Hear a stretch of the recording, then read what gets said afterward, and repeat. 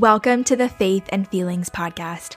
My name is Taylor Joy, and I'm passionate about helping you untangle and honor your emotions, authentically practice your faith, and integrate both into your everyday life so that you can experience the goodness and delight that comes from living in relationship with yourself, God, and others. Thank you for joining me. Let's get started. There's a question that Jesus asked his disciples in Matthew 16 that has always fascinated me. They're in northern Israel, in Caesarea Philippi, when Jesus turns to his disciples and asks them, "But who do you say that I am?" The disciples name a few different perceptions of how other people had come to see him. Some were saying he was Jeremiah, some were saying he was John the Baptist, some said Elijah, others said one of the prophets, but then he asked them again, "But what about you?" And he wasn't asking for approval. He wasn't suddenly concerned about his status. It wasn't that he didn't know, but that he wanted them to know. He asked the question because he wanted his friends to take a moment in the chaos to think. He was inviting them to turn inward, to linger with that question, to name how they had come to see him. But who do you say that I am? To say this another way, what internal picture do you hold about me? With his questions, Jesus invites us to do the same, to observe his standing in the world around us and in the world that exists within us. A few weeks ago, in the first episode of this series, I said something that I want to return to. Our experiences shape our experiences of God, often forming and informing a flawed or incomplete vision of who God is that isn't just intellectual or cognitive, but that is enstoried and deeply embedded in our hearts and bodies. Our experiences from childhood to adulthood shape the images of God we carry, sometimes in ways that we don't even realize. And I'm convinced that when Jesus asked this question to his disciples, he wasn't asking for the theological answer or the quote-unquote right answer. He wasn't asking for a quote from the Torah. Instead, he was getting at who their bodies and hearts knew him to be. How have you come to see me? How have your experiences shaped how you experience me? Today, I'm going to do something a little different and share with you stories of 4 different women and how they each came to experience God differently based on their lived experiences. These stories are taken and adapted from a chapter in Sensible Shoes, a best-selling novel written by last week's guest, Sharon Garlough Brown. The first time I read these stories, I couldn't put them down. I found myself in these women, in their stories, and how they came to perceive God. So as you hear these stories of Mara, a woman who has experienced a lifetime of rejection and is now trying to navigate a difficult marriage, and Carissa, a hard-working graduate student who wants to get everything right, and Hannah, a pastor who doesn't realize how exhausted she is, and Meg, a widow and recent empty nester who is haunted by her past, I'd invite you to sink into their experiences, even if just for a moment, and reflect. What do you connect with personally about their stories and about their God images? And how do you notice the ways that their childhood experiences and early relationships have shaped how they've come to see God? Mara's story. Mara still remembers that day in 3rd grade when she had been sitting quietly at her desk while the girls in her class chattered excitedly about Christy Van Buren's upcoming birthday party. Christy was the most popular girl in 3rd grade, and she lived in a large house on Cliburn Avenue. "Did you hear that they're going to have pony rides in their backyard? Christy told me that we can stay up all night playing games and telling ghost stories. Mrs. Van Buren told my mom that she's taking all of us to Henshaw's to buy makeup and perfume." Christy had promised to invite Mara to her birthday party if Mara helped her write a book report. Mara listened with wide-eyed anticipation as Christy described in tantalizing detail all the activities planned for the celebration. "I'll even let you sit by me at the birthday table," Christy had pledged, smiling sweetly. Mara had never been to a sleepover before, and her mom bought her a special nightgown for the occasion. But when the book report was turned in and birthday invitations were handed out, Mara discovered that there wasn't a pink envelope for her. Christy shrugged and said, "My mom told me I invited too many people. Sorry, maybe you can come next year." If the entirety of her childhood could be depicted in one story, it might be this one. Even decades later, a flood of painful memories still often besieged her, each one woven with similar themes. The panic over not being chosen, the fear of being left behind, the pain of being rejected. When she thought about these stories, it was like Mara returned to them, reliving the scenes in high-definition detail. She watched her 8-year-old self playing alone on the playground, sitting alone on the bus, crying alone in her room. She remembered the high school boyfriend who didn't choose her, and then 2 years later, the man, a married one this time, promising her that she was everything he'd ever wanted and telling her that she would be his wife if only she would be patient. So she gave birth to their baby, and he visited sometimes on weekends, and her son called him daddy. Mara waited and waited, but he did not choose her either. When his wife had finally found out about her and the 3-year-old boy, her threatened violence was terrifying. So was his. He shouted and raised his fist at Mara.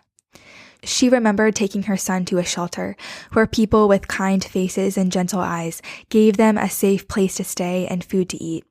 They also gave Mara hope. Their generosity pointed her to Jesus, and eventually she said yes to salvation. She knew how desperately she needed a new life, even if God only accepted her out of pity, out of mercy. At least God hadn't turned her away. Now, 45-year-old Mara lived under the cloud of his disapproval and disappointment. At church on Sunday, the pastor had made a point about God choosing them. God choosing her? As she sat in the service, something on her right wrist caught her attention. Over the years, her tattoo had become such a familiar part of her physical features that she hardly noticed it, or perhaps she had learned to ignore it. Now the image stared back at her, unblinking, the image of the all-seeing eye. She had gotten the tattoo not long after she had come to faith, a reminder that the God she had encountered in her own wilderness of fear and confusion was the same God that Hagar, the slave girl, had met in the desert. El Roi, the God who sees. But what began as a symbol of compassion had quickly deteriorated to a sign of judgment. She had marked herself with an indelible reminder that God was watching over her. But without her being aware of the shift, the image had morphed into a stern warning that a holy God was watching her every move, scrutinizing her life with disapproval. She began to hope God's eye would have the power to frighten her out of temptation and keep her in obedience. She desperately hoped the reminder of God seeing her would arrest her compulsive quest to find love and acceptance in the arms of men who knew the right things to say. Instead, the eye accused, condemned, and shamed her whenever she stumbled. Carissa's story. The Goodman family always chose the first row pew, right in front of the pulpit, where everyone could see them. 8-year-old Carissa would sit between her parents, feigning close attention as the Reverend Hildenberg preached. Even when her tights itched and her silk sash was cinched uncomfortably around her waist, Carissa was determined not to fidget. She was a statue, still and stoic. Most weeks, Carissa spent the worship service sitting still on the outside while moving fast on the inside. Mother did not allow her to bring books to church or to the dinner table, so Carissa hid them in her head. She had a whole library of books stored inside of her, and she could read them whenever she wanted. No one ever knew she was just pretending to listen to the sermon. In fact, every week, Reverend Hildenberg would shake Carissa's hand and tell her what a joy it was to see a young lady paying such careful attention. And Mr. Goodman would put his arm around Carissa's shoulder, smile, and say, "Thank you, Reverend. We're very proud of her." Carissa quickly grew into a model child and a model student. She poured herself into her studies, but the praise only seemed to intensify the pressure she felt inside. Years later, she still felt the sting of the day her math teacher returned her exam to her second. He always returned tests the same way, highest scores first. She could hear the collective gasp that filled the room. She was second? He'd raised his eyebrows and handed an externally composed Carissa her exam. "First time for everything, right? Not so perfect this time. Carissa had stiffened and sat even more uprightly in her chair. Sensing the riveted gaze of her classmates, she scanned the paper for red. There it was, a ridiculous mistake she hadn't caught in her double and triple checking. How could she have missed that? She took the offending paper and slid it out of view into her binder. She would have to be more careful next time. Now, over a decade later, Carissa would say she believed in God. She was theologically orthodox, affirming all the fundamental tenets of Christian faith. But she felt uncomfortable whenever anyone talked about Jesus or any kind of testimony of conversion. She tried so hard to do everything right. What kind of conversion experience could she have had? Yes, she believed Jesus died to save people from their sins, and she asked for forgiveness whenever she made mistakes. But when people spoke about themselves as sinners and Christ as personal savior, she cringed. In grad school, when asked to write an assignment about her image of God, she opened a new document and stared at the blank screen for a long time, trying to recall her earliest images of God. Grandfather, she typed, then she deleted it. That was a dead end. Helper. She often asked God for help and peace when she felt overwhelmed by stress, and it was no small miracle that she hadn't collapsed under the weight of her own tyrannically high standards of achievement. Helper. She supposed that image would suffice. She wrote a few short paragraphs about Psalm 46, describing God as a very present help in trouble, and she finished the assignment. As she closed her laptop, she figured that the assignment in itself could take place of her Bible reading plan that morning, so she pulled up her to-do list and ticked quiet time off for the day. Hannah's story. When Hannah was little, she remembered how her mom would often let her play with the ceramic figurines from the china closet if Hannah promised to be very, very careful. These are precious to me, Hannah. They belong to Grammy, and they're very fragile. Hannah's favorite was a little yellow bird with green and blue on its wings. One day, she made a nest for the bird out of a small cardboard box filled with cotton balls. Then she climbed the tree oh so carefully and placed the nest on one of the branches. But before she could climb down and look, the nest tipped, and the little bird flew out onto the concrete below.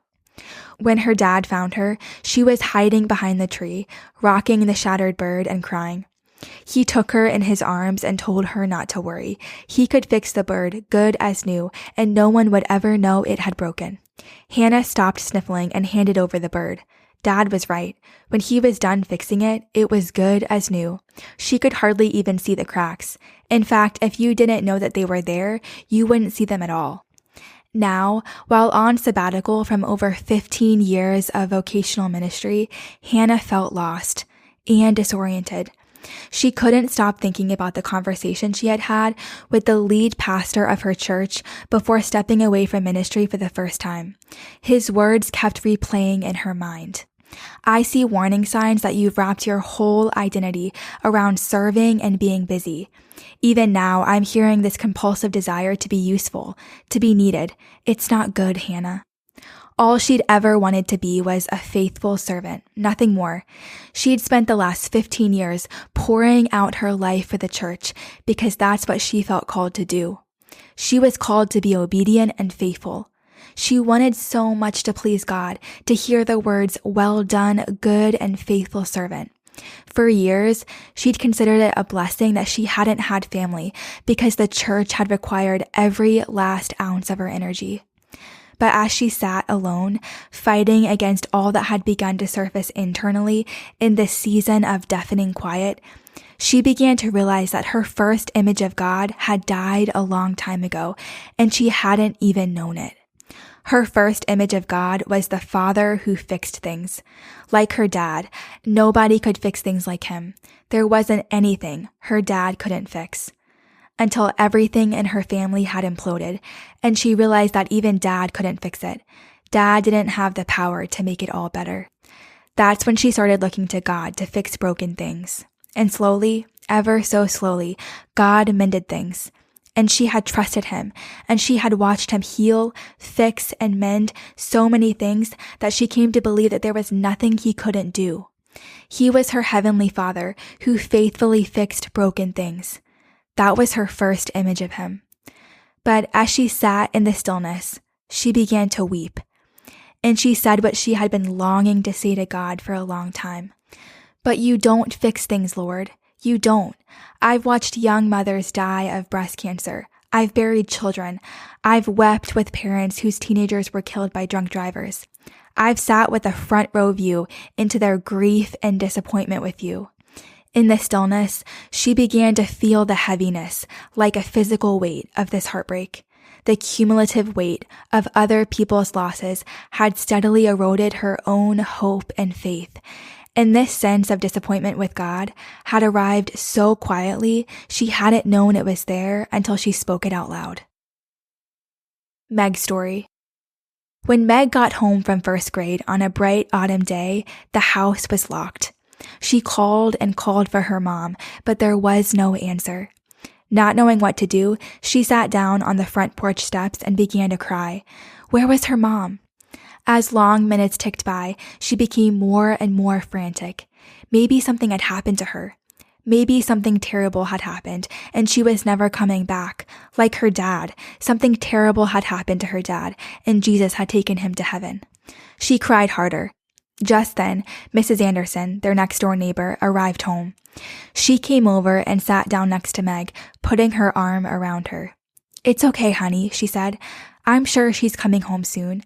Tell you what, let's go over to my house and we'll wait together, okay? I've got some chocolate chip cookies I baked this morning, and I need someone to help me eat them." Still whimpering, Meg took Mrs. Anderson's hand and followed her into her house, where she watched for her mom at the front window. When her mom pulled into the driveway 15 minutes later, Meg flew to her, sobbing. "What on earth is the matter?" her mom asked. Meg clung to her, gulping for air, unable to speak. Mrs. Anderson came up from behind and gently patted Meg's head. "Meg was worried when you weren't here," she explained, continuing to stroke Meg's blonde curls. Her mom untangled herself from Meg's arms. "I was only at the store, Meg." She crisply thanked Mrs. Anderson for her help and then carried her shopping bags inside. Mrs. Anderson knelt in front of Meg, wiping the tears from her cheeks. "It's okay, sweetheart. Everything's okay. How about if I talk to your mama later about setting a time for you to come over and help me bake? Would you like that?" Meg nodded, still crying. Mrs. Anderson drew close and kissed her forehead. Then Meg dashed inside after her mother. Now, decades later, Meg was attending a retreat at a nearby church when she tried to pray one of the few scripture passages she knew by memory. "The Lord is my shepherd, I shall not want. He makes me lie down in green pastures. He leads me beside the still waters. He restores my soul." Her mind went blank, and she couldn't remember the rest. Mrs. Anderson had helped her memorize the 23rd Psalm when she was a very little girl, and now it was gone. She stopped, overwhelmed by a sense of disappointment and disapproval. She was pathetic, absolutely pathetic. Why had she actually thought she would be able to attend this retreat? Her mother had been right. There were so many things that were simply too hard for her. She was weak, too weak. She buried her face in her hands. Ever since she was a little girl, she had loved the image of God as a shepherd. She remembered looking at pictures in a children's Bible at Mrs. Anderson's house. Her favorite drawing was of Jesus, the Good Shepherd, with a little lamb draped over his shoulders. He had left 99 sheep to find the one that was lost. Whenever she was afraid, she imagined Jesus as the tender shepherd. But the comfort she had experienced from imagining Jesus in this way warred with a visceral sense of shame. She remembered how her mother always told her that she had a wild, ridiculous imagination. And slowly, Meg had come to see it as a liability, a vehicle through which she raced at breakneck speed to worst-case scenarios. She had lived in thousands of potential realities over the years, most of which had never materialized. It was exhausting. She remembered always imagining that bad things might happen, constantly feeling afraid. And then when terrible things did happen, she just became more afraid, and she never stopped being afraid. But as Meg sat in this retreat center, she began to put aside the voice inside of her head, commanding that she pull it all together, and she began to ponder for the first time. What if she really believed that she belonged to Jesus? What if the shepherd really did come and find her when she was lost and afraid? And what if the assurance of his presence really was enough to strengthen her and give her courage? What connections did you notice between these 4 women's experiences and their God images? Do you see how certain core memories and experiences shaped their perceptions of who he is? Memories and experiences that their bodies held, but that they didn't have words for or even awareness of. This would be an example of implicit memory. What do I mean by this? Well, neuroscience describes 2 different ways of knowing, explicit and implicit. Explicit beliefs are the things we consciously know we believe. These beliefs include linear, abstract, verbal, and analytical thought processes. Implicit knowledge, on the other hand, tends to be more experiential than cognitive. It's a gut-level kind of knowledge that is enstoried and emerges out of our experiences within relationships.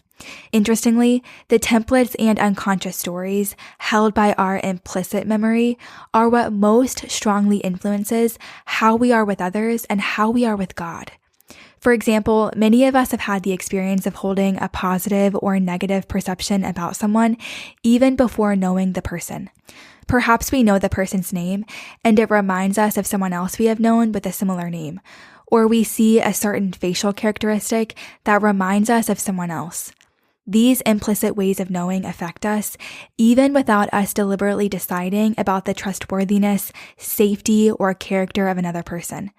More than anything else, implicit memory drives our everyday lives, and here's the key, often without our awareness of its presence. Not surprisingly, our relationships with one another are deeply influenced by implicit knowledge, though we have no words to adequately describe the implicit things we know. While we are quite aware of our explicit beliefs, and many of us assume that these beliefs drive our decisions, our implicit beliefs are most influential in shaping our daily decisions, relational patterns, and behavior. So with these 2 different kinds of knowledge in mind, think about how you've come to know God. We've all come to know him on these 2 different levels, explicitly and implicitly. Our explicit theological beliefs and ideas about God make up our God concept, whereas our felt, embodied, and lived relational experiences make up our God image. Many of us have large gaps between our explicit and implicit knowledge of God, and the larger this gap, the more jarred and fragmented we will feel inside. So as you reflect on these women's stories, do you notice the disconnect between their explicit theological knowledge of God and their implicit embodied knowledge of him? Cognitively, Hannah, Mara, Meg, and Carissa knew him to be compassionate, a helper, a shepherd, and a healer. But there was a gap inside each of them between this explicit knowledge and their implicit knowledge that drove how they actually related to him, as one who was distant, judgmental, absent, and passive. So as we close, I'd invite you to continue lingering with these stories. Listen to this episode again or replay the story that felt most connected to your own lived experiences and perception of God. How did this story put some words to the internal picture of him that you might hold? As author and professor Terry Wardle says, when the night is dark and the wind is howling, it is the love we have experienced that drives our definition of love, not the love we have read about in the Bible. I'm so grateful that you listened to today's episode. Thank you for spending time with me. I'd love to hear from you. Connect with me on Instagram @TaylorJoy or through my website, taylorjoymurray.co. Also, if you enjoyed this conversation, it would mean so much to me if you took a minute to subscribe and review the podcast. This is an easy way to partner with me and is invaluable in reaching new listeners. Until next week.